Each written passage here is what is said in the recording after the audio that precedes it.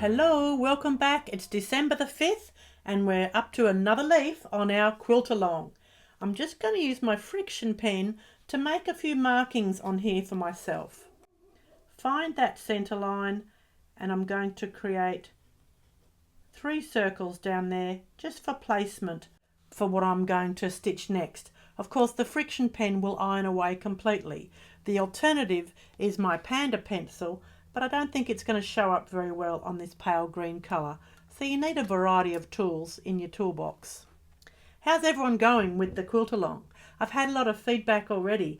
Some of my ladies have purchased the 12 Days of Christmas with the Lords a Leaping and your milking maids and your calling birds, and they're having a lot of fun with those designs. So check those out on helengodden.com if you'd like to do more of these 12 Days of Christmas designs. Let's have a look at this leaf. We're right up there near the partridge, and I'm going to use these circles just as placement, just to help me find my way as I come down this area. I'm going to come along, make a circle for a spiral and come back out again.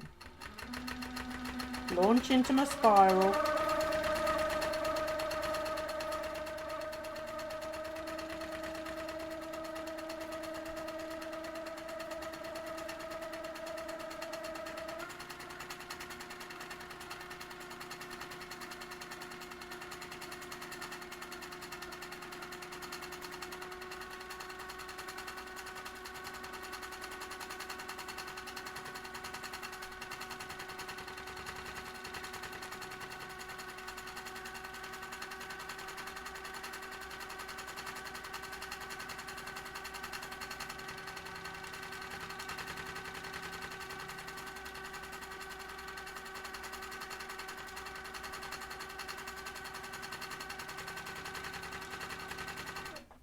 You can see with this one how I kept using that ditch, the outside Sharpie line, to travel along and just add those little bit extras.